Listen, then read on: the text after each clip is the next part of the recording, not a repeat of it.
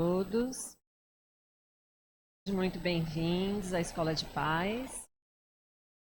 Para quem está vindo a primeira vez, as crianças ficam no andar de cima, na evangelização, e aqui nós vamos ter as palestras para os pais, para quem estiver aqui em busca de uma palavra, né? E logo após a palestra, aí vai ter assistência espiritual, adultos do salão e também para as crianças. Descem também para tomar também assistência espiritual. E nós temos também mais alguns recadinhos da casa. E a primeira coisa assim, é deixar o celular no silencioso ou desligar. E um recado que nós temos seria um convite para um encontro pela vida, que vai ser aqui nessa casa no dia 27/7, às 9 horas. E o tema vai ser: do esforço de hoje nasce o resultado do amanhã.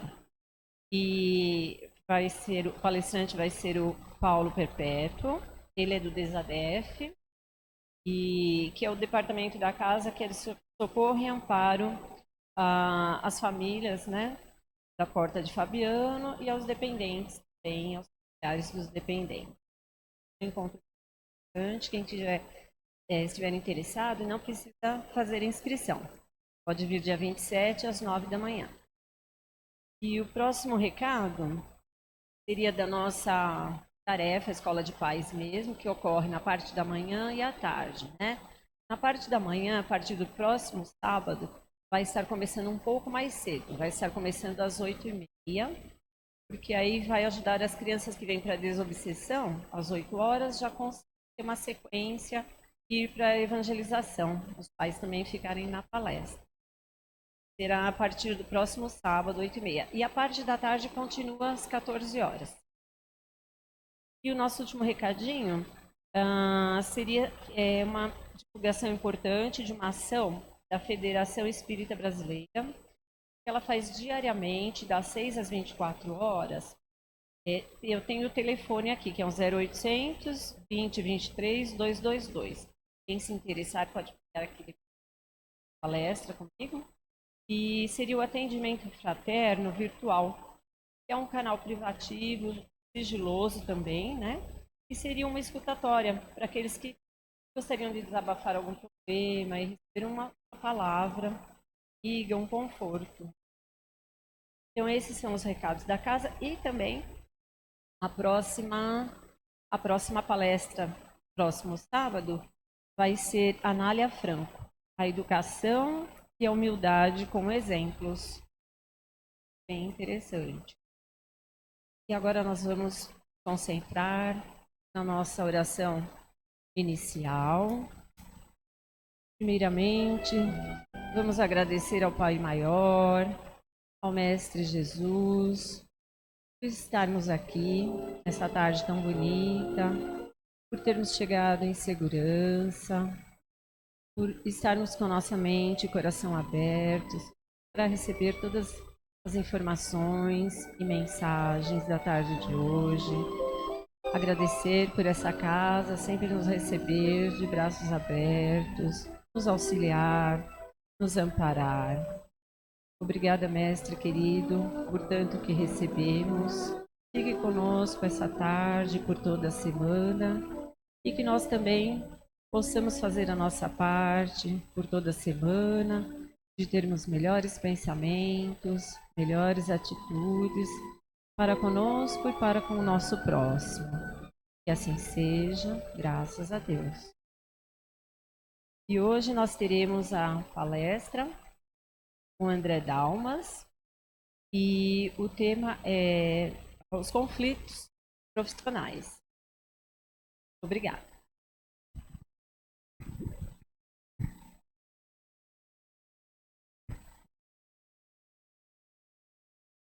Boa tarde a todos. Que Jesus nos envolva na sua luz, no seu amor, nos abençoe nessa tarde. Nosso tema é sobre o trabalho. Os conflitos, os desentendimentos, os obstáculos, os problemas que surgem no âmbito do trabalho. Para iniciar, é importante que a gente tenha um conceito bem definido sobre o que é o trabalho para nós. E se nós perguntássemos aqui, creio que todo mundo ia dizer: o trabalho tem por objetivo o quê? A nossa subsistência, a nossa fonte de renda, uma melhor qualidade de vida, uma segurança financeira. É isso? Lá no final da nossa vida, um pezinho de meia para termos uma boa aposentadoria.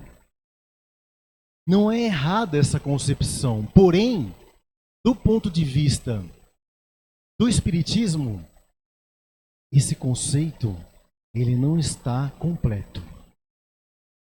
Vocês sabem que a doutrina espírita tem por base o cristianismo. Então nós vamos buscar lá em Jesus o que ele fala sobre a questão do trabalho. E aí nós temos aqui capítulo 16,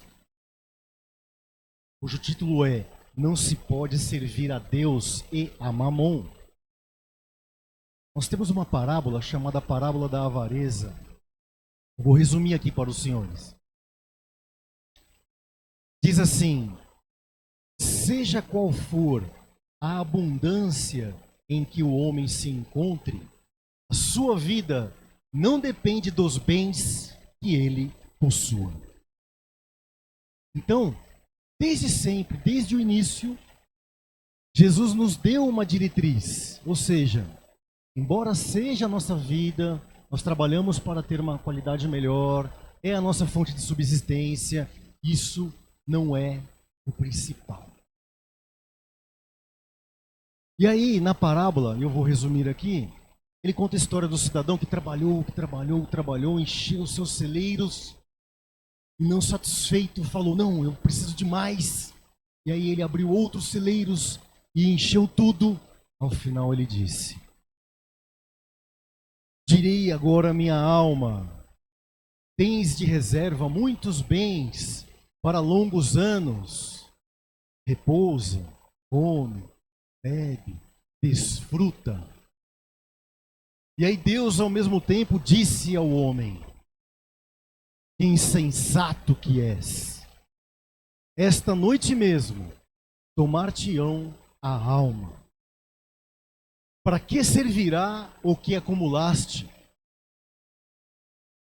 E aí Jesus termina dizendo: é o que acontece àquele que acumula tesouro para si próprio e que não é rico diante de Deus. Então vejam que ele traça uma distinção entre aquele que trabalha para acumular riqueza para si próprio, e aquele que é rico perante Deus. Esta é a pergunta para todos nós. O que é ser rico para Deus? E aí nós vamos buscar aqui no Livro dos Espíritos a questão 679, dando para nós uma noção do que é o trabalho, o seu objetivo, o seu propósito, a sua missão. Na 679, a pergunta é a seguinte: achar-se-á isento da lei do trabalho o homem que possua bens suficientes para lhe assegurarem a existência? Ou seja, aquele que tem condição financeira, aquele que herdou, é rico, ganhou na loteria, enfim, precisa esse homem trabalhar? Então, ele é isento da lei do trabalho? A resposta é: do trabalho material, talvez. Não, porém, da obrigação de tornar-se útil. Então, vejam que, do ponto de vista da doutrina espírita, o trabalho tem uma função muito nobre que vai além daquela nossa visão materialista. Não é só buscar uma fonte de renda, uma qualidade de vida, mas, sobretudo, tornar-se útil conforme os meios de que disponha. Nem de aperfeiçoar a sua inteligência ou a dos outros.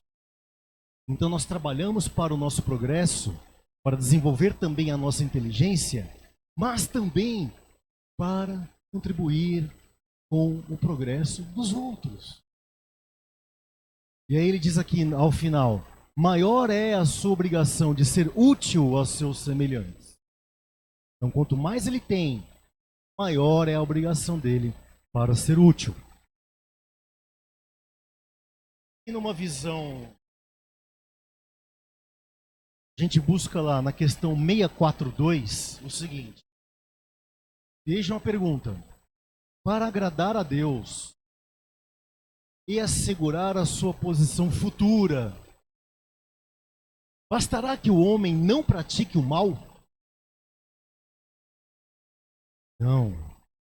Cumpre-lhe fazer o bem no limite de suas forças, porque ele responderá por todo o mal que haja resultado de não haver feito o bem. Então, quando pode fazer o bem, ele se omite, essa omissão gera um prejuízo, gera mal. Ele será responsabilizado por isso. Para finalizar aqui no Livro dos Espíritos, na questão 685A, que há de fazer o velho que precisa trabalhar para viver e não pode? Resposta: o forte deve trabalhar para o fraco. O forte deve trabalhar, amparar, apoiar, auxiliar o fraco. Não tendo este família, a sociedade deve fazer as vezes desta. Sabem por quê? Ele finaliza dizendo: porque é a lei da caridade. Então vejam, meus amigos, que o nosso trabalho ele tem uma ligação íntima com a lei da caridade. De nós fazermos por nós, mas também pelos outros. Ajudando não só a nossa evolução, mas o progresso geral. Isso é ser útil. Útil aos semelhantes. É a lei da caridade. Uns ajudando os outros. Pois bem, vamos desdobrar este conceito de trabalho. Está no livro Nosso Lar, que é o episódio em que André, depois de se recuperar, ele vai buscar trabalho. Aí ele vai falar com o ministro Clarencio. Ele tinha sido médico aqui na Terra. Então ele vai falar com Clarencio, achando que ele poderia ser convocado para trabalhar como médico na espiritualidade, como médico na colônia espiritual. E aí ele expõe a sua pretensão e Clarencio fala: puxa, nobre o seu impulso. Contudo, é preciso convir que toda tarefa na terra, no campo das profissões, é convite do Pai para que o homem penetre os templos divinos do trabalho. Vejam que conceito sublime da missão do trabalho. Em todas as tarefas no campo das profissões. O título para nós é simplesmente uma ficha, diz Clarencio. Então vejam, quais são os seus títulos? Acadêmicos, profissionais. Tenho aqui vários troféus, certificados, sou PhD, sou isso, sou aquilo, sou o máximo, eu sou o tal. Tudo isso se resume na espiritualidade a uma ficha. Certo? Ele diz, é uma ficha, mas no mundo costuma representar uma porta aberta a todos os disparates.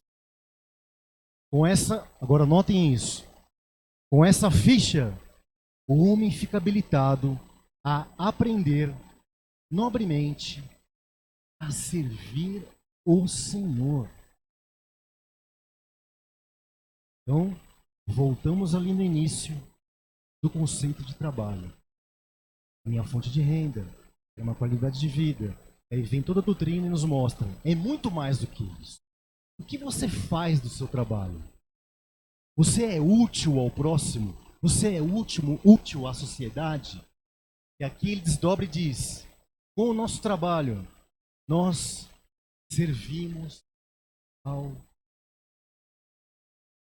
É um conceito mais amplo, que nos dá muito mais responsabilidade com o que nós fazemos, e não importa qual é a nossa profissão, seja qual for, onde nós estivermos colocados na sociedade, a nossa responsabilidade é ter a consciência de que ele é um instrumento para servirmos ao Senhor. Ele continua. Tal princípio, André, é aplicável a todas as atividades terrestres. Meu irmão recebeu uma ficha de médico. Como vou transformá-lo de um momento para outro em médico de espíritos enfermos, quando você fez questão de limitar as suas observações exclusivamente à esfera do corpo físico? Dito de outra forma, como que você vai ser médico espiritual se você, na sua jornada terrena, se limitou a olhar apenas o corpo físico?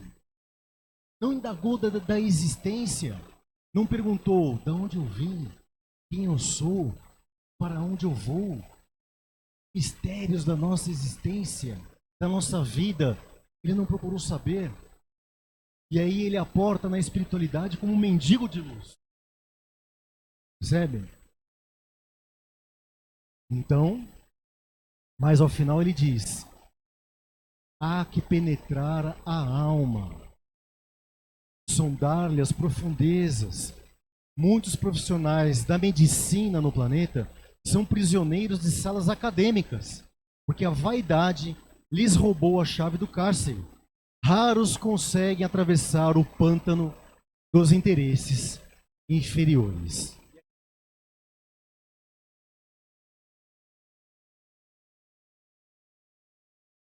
Eis, ele diz assim: meu Deus, fiquei atônito. Eu não conhecia tais noções de responsabilidade profissional. Assombrava-me a interpretação do título acadêmico reduzido à ficha de ingresso em zonas de trabalho para cooperação ativa com o Senhor Supremo. Só essa frase aqui daria um congresso, né? O título acadêmico reduzido à ficha de ingresso às zonas de trabalho, cujo objetivo é a nossa cooperação ativa com o Senhor Supremo. Percebe? Vai muito além. E aí, como diz na introdução do livro, é melhor a gente soar agora, sofrer agora, do que chorar depois. Bom a gente ampliar a nossa noção de responsabilidade sobre o nosso trabalho.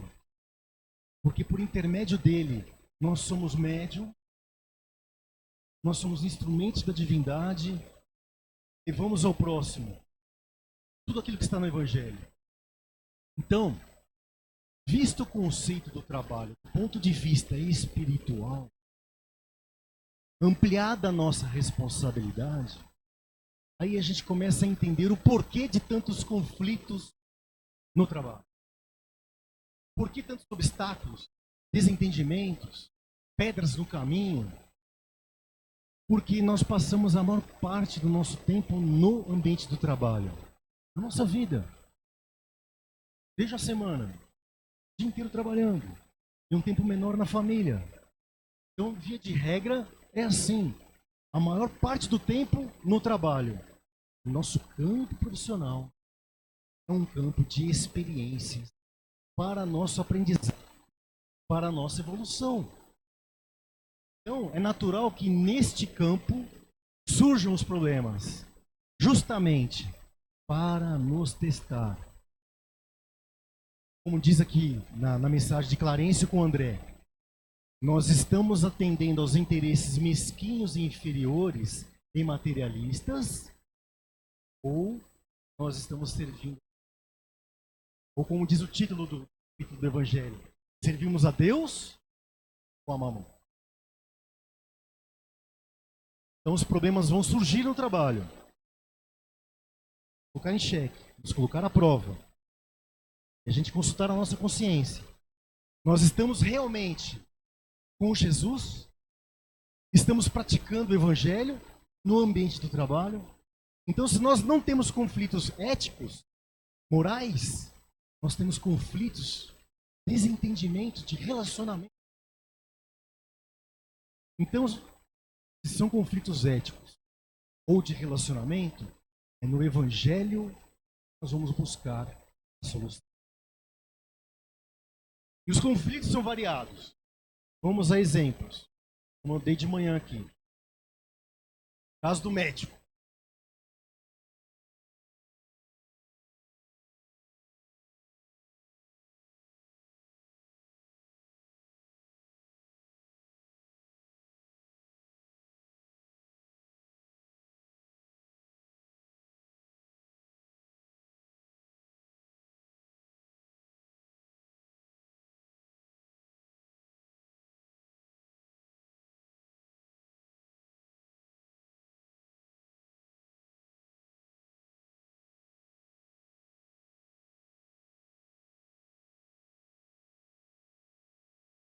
Ou, agora sim. E? Bom. Bom. Fui Joe. Sorry. Aí, quero abortar. Quanto você cobra?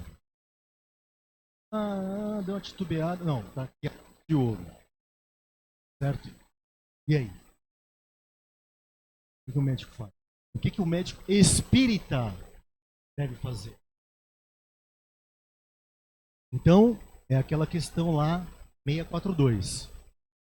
Você deve fazer o bem. E quando você deixa de fazer o bem, quando você pode, essa sua omissão gera um mal. Você é responsável por ela. Neste caso, o médico está tendo a oportunidade de fazer um bem, conscientizar a pessoa com a visão imortalista da alma espírita. Então, ele tem a missão de conscientizar essa pessoa da importância de levar adiante a gestação. Porque os espíritos que se ligam numa família têm débitos a solucionar.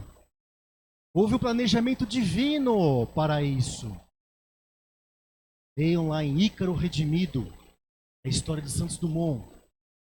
Foi colocado numa situação dessa. Uma reencarnação compulsória. E houve o aborto, mas o planejamento de ele reencarnar é uma coisa extraordinária. O trabalho da espiritualidade. Então o médico tem ali, naquele momento, a obrigação, o dever moral, missão, como espírita, como cristão, de explicar à pessoa, conscientizá-la. Isso não é julgamento, gente. Amém. Esclarecer a pessoa para a eternidade. Porque o evangelho é isso. Não é educar para hoje, para amanhã, para daqui a 20 anos. É para a eternidade. O Espírito é eterno. Então, se ele não fizer isso, e não explicar a importância da maternidade, remover aquela pessoa, se ele não fizer isso, e deve fazer, é responsável. Está se vinculando àquele problema. Percebem? Outro exemplo. Um engenheiro amigo meu, na época da Lava Jato, chegou para mim e falou assim: André, pelo amor de Deus, o que eu faço? Trabalho nessa construtora. A ordem vem de cima. Eu que tenho que fazer o pagamento de propina nos órgãos públicos. Eu sou apenas engenheiro, cara. Foco nessa. O que eu faço? Família, filhos pequenos para criar, é minha fonte de renda. E agora? Vocês percebem? Essas coisas vão continuar acontecendo. E aí isso diz respeito a um problema enraizado na nossa sociedade, que é o da corrupção. Desde sempre, desde que o homem é homem, existe a corrupção. Jesus foi tentado. Né? Aquela história de que ele estava no deserto e o time do lado de lá tentar Jesus. Olha, dobre-se a nós, terá o mundo, terá isso, terá aquilo. Uma tentativa de corromper o mestre. Então veja que isso faz parte da engrenagem da vida humana. É necessário que cada um de nós, na nossa esfera de ação, comece a mudar isso. Não tem julgamento aqui. Estamos apenas dizendo, à luz da doutrina espírita, o que se pede a nós é isso. Eu não vou, me recuso a dar dinheiro no Detran, me recuso a dar dinheiro para o guarda rodoviário, me recuso a dar dinheiro para o funcionário público que está pedindo para facilitar alguma coisa na repartição pública. Eu não vou fazer. Mas aí teu processo vai levar mais tempo. Ciência. Eu tenho que passar por isso. Então, é uma forma da gente começar a mudar as coisas. Caso contrário, daqui a 1000 anos, estaremos aqui reunidos de novo, na jornada terrena, falando sobre esse problema da corrupção. Uma contadora amiga chegou para mim na época e disse, André, eu trabalho numa empresa, história, tem fiscal, olhar livros contábeis, o dono me chama e fala, o que esse cara quer, vai? Embora logo. Percebe? Então assim, qual que é a solução para a pessoa? Ela tentar evitar estas situações, estar nas situações, ir trabalhando como dá, ciência e, se for o caso, buscar um outro emprego. Não tem jeito. Vamos falar da minha advogado, promotor ou juiz. Pensem num promotor que acusa alguém, pessoa inocente. Pensem no juiz que condena alguém, sabendo que é inocente. Isso acontece. Então vamos falar do Brasil. Vamos lá nos Estados Unidos. Sabem quantas pessoas saem do corredor da morte? Centenas. Tem um projeto lá, chamado Projeto Inocência, que foi replicado aqui no Brasil. E repassa os processos, e com exame de DNA e outras perícias, demonstram que aquela pessoa era inocente. E tiram do corredor da morte. Estes processos tiveram um delegado, um promotor, um juiz, que agiram de má fé, que sabiam que era inocente, ou, se não sabiam, estavam diante de um processo cheio de dúvidas. Este é um princípio universal, não do Brasil. Havendo dúvidas, você não tem como condenar. Você não condena. Então pense no promotor. Uma vez um promotor chegou para mim e disse isso. 5 réus, 4 condenados. Era o julgamento do último. Este último, ele falou assim, não tem como pedir a absolvição dele. Não tem. Sabe por quê? Eu condenei 4. Eu pedi a absolvição desse último, eu comprometo a minha promoção em São Paulo. Tá? Então, e assim, ele podia fazer o bem, deixou de fazer. Porque aqui na Terra sai impune. Aqui sai impune. E quando chega lá, de volta à pátria espiritual, as contas serão acertadas. E o advogado tem muitos problemas, tem muitos conflitos. Aí aquela história, André, no meu caso, André, como que você defende alguém? Mata. Eu faço muito júri, desde sempre. Eu mesmo tive esse questionamento durante muitos anos. E na doutrina espírita, eu consegui entender, compreender, tranquilizar meu coração. Porque Jesus, quando estava na cruz, ele olhou para os seus assassinos e falou, Pai, perdoa, porque eles não sabem. Ou seja, Jesus, que era Jesus, não julgou, não julgava. Inclusive nessa parábola que eu li para vocês no início, logo no começo, ela se inicia desse jeito. o homem chega para Jesus e diz assim: Mestre, diz ao meu irmão que divida comigo a herança que nos tocou.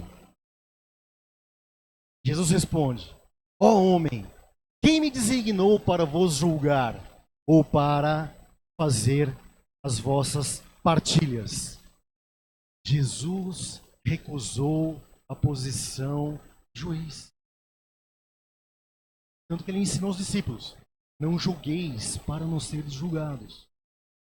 Então, com todos esses exemplos de Jesus, pensei eu, se chegou até a mim e eu estou na função de defensor, meu trabalho deve ser técnico. Ponto final. É a minha função. Não sou eu quem vai julgar. É o juiz. São os jurados. Não eu. E aí você vai trabalhar no processo, questões técnicas e tudo mais. Porém, aqui entra um outro detalhe. Vocês viram comigo, diz ali, ser útil ao semelhante. Certo? Mas não é só isso. A doutrina espírita não é só um compêndio de respostas da espiritualidade. Ela está assentada no exemplo de Jesus. Então, o que Jesus traz para nós como complemento? Sim, ser útil.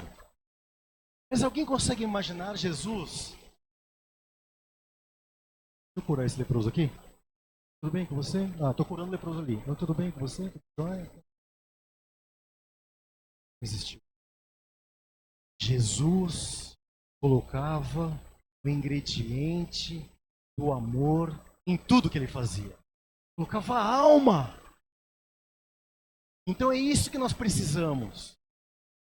Sair da nossa indiferença dos ambientes artificiais.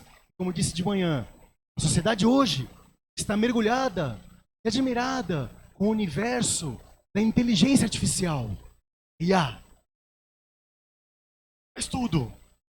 Daqui a pouco tem gente perguntando: o que eu vou vestir? O que eu vou comer? Onde eu vou passear? O que eu vou fazer? Já tem gente fazendo isso. Inteligência artificial.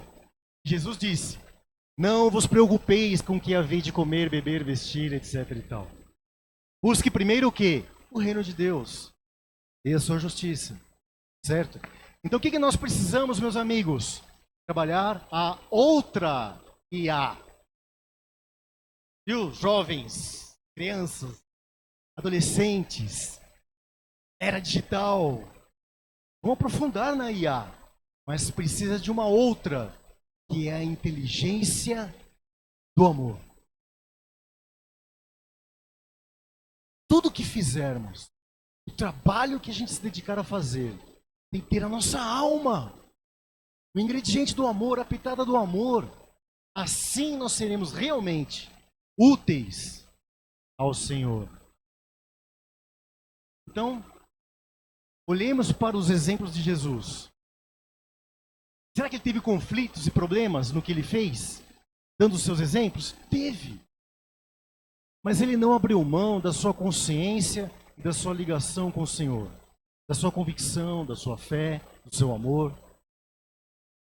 Porque é isso. São testes de consciência. Como a gente comentou hoje com o Itar, né, de manhã e agora há pouco. Lembre-se dos nazistas na época da guerra. Depois no tribunal de Nuremberg, o que eles falaram? Estava cumprindo ordens. E aí eu lavo minhas mãos. Negativo. Negativo. Não é assim não. Então Jesus foi colocado na parede centenas de vezes. Então vejam que ele sim exerceu um grande trabalho para a humanidade. Qual foi o trabalho dele? Qual foi o trabalho de Jesus? Eu até brinquei de manhã, falei, ele foi chamado para uma reunião lá no gabinete divino. E chega lá, Deus olha para ele e fala: Jesus, tem uma missão para você. Vou te mandar para o planeta Terra. Terra? Aquele manicômio humano? Você aceita encargo? Aceito. A gente diria, aceito com prazer. Ele disse, aceito com amor. Então ele veio. E aí, ele vem para o trabalho de missionário do amor. Esse foi o trabalho de Jesus. Só que debaixo desse grande guarda-chuva, ele exerceu todas as profissões. Vejam Jesus como advogado. Jogam aos pés dele a adúltera e dizem assim, invocam a lei. A nossa lei manda matar. E você, o que você diz? Então vejam que colocam ele numa sinuca. Porque a nossa lei determina o apedrejamento. E você está acima da nossa lei? E aí ele recorre à moral elevada que está acima da lei. Essa sim faz a justiça. Essa diferença entre justiça e lei. Nem sempre a justiça é feita com base na lei. Ele se sobrepõe a ela e diz: quem estiver livre de pecados, tire a primeira pedra. Então ele foi o maior advogado da humanidade. Médico. Até hoje, a medicina pode até tentar explicar, mas não consegue replicar o que ele fez. O Dr. Luiz está aqui, poderia confirmar isso. Tem algum médico em 2025 que levanta a mão e cura um cego de nascença? Eu desconheço. Tem, Dr. Luiz? Não.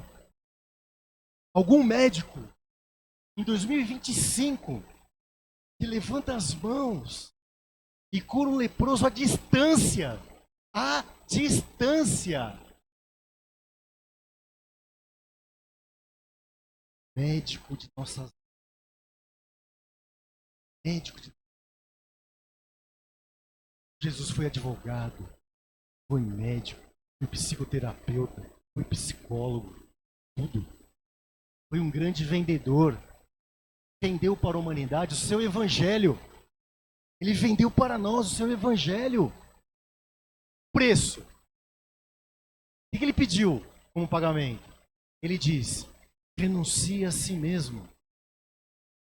Dá o seu coração. Estou à porta batendo. Se alguém abrir, eu vou entrar. Seu coração. Esse é o preço. E aí está aí o resultado. A Bíblia hoje é o livro mais lido no mundo, mais vendido no mundo. Numa época em que não havia internet, celular, meios de comunicação em massa, ele divulgou. Por quê? Porque ele sobe ao monte, profere lá o maior discurso da humanidade, das bem-aventuranças. Só que ele não fica lá em cima. Desce e vem vivenciar cada bem-aventurança. Então ele é o grande mestre, e esse título ele aceitou. Quando disseram a ele, ele falou: mestre, eu sou. Então, especialista na paz, na humildade, mestre na renovação da fé e da esperança, doutor da caridade, PhD do amor. Jesus. Então, com o exemplo dele, olhemos para o que estamos fazendo no nosso dia a dia, por intermédio do nosso trabalho, para que a gente possa santificá-lo, colocar o ingrediente do amor à luz do Evangelho. Todos os problemas que surgem, nós encontraremos no Evangelho a resposta. A começar pela regra áurea: faça aos outros.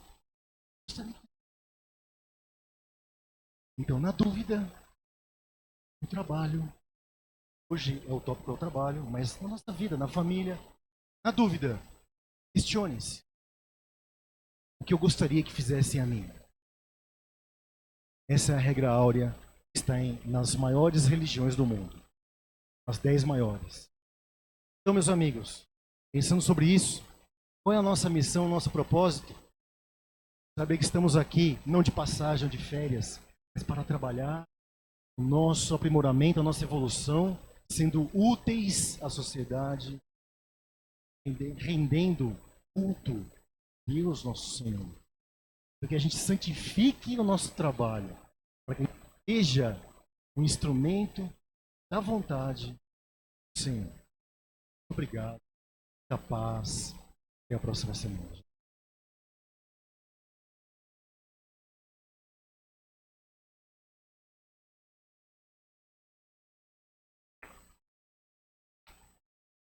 Obrigada.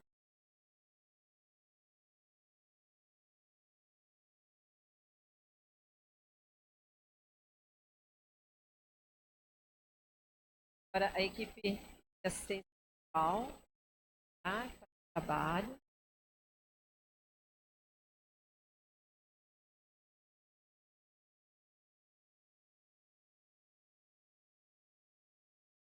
Agora vamos fazer nossa prece e vibrações para finalizar.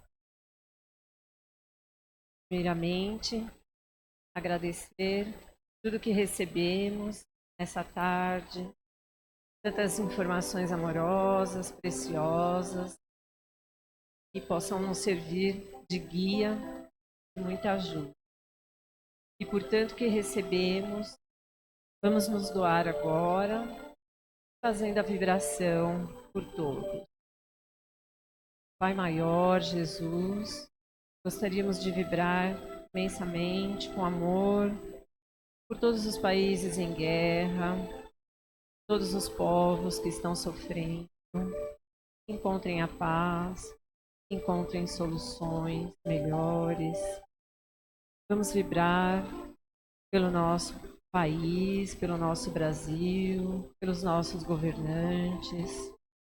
Vamos vibrar por todas as pessoas que sofrem nos hospitais, com doenças terminais, que possam receber toda ajuda e todo o amor. Vamos vibrar por todos os moradores de rua, aqueles que precisam de uma palavra, um olhar, necessidades materiais também. Vamos vibrar por todos que estão em creches, orfanatos, asilos, penitenciárias. Vibrar por todos os nossos irmãos que estão em desequilíbrio espiritual, psíquico, que sofrem de depressão, ansiedades. Vamos vibrar por todas as casas espíritas, todas as casas de orações também, que nos levam a Deus. Vamos vibrar por todos os nossos familiares que estão em casa, nossos filhos, esposos, nossos amores, nossos familiares e amigos. Humildemente, vamos vibrar por nós mesmos, para que possamos compreender as mensagens do Mestre, para que possamos ter melhores pensamentos e atitudes, para que possamos servir melhor, ser mais úteis, como disse a palestra de hoje, sermos mais honestos, mais caridosos, termos cada dia mais amor em nosso coração. Obrigada por tudo, Mestre. Esteja conosco por toda a semana. Que assim seja. Graças a Deus. Vamos aguardar uns minutos, ter assistência.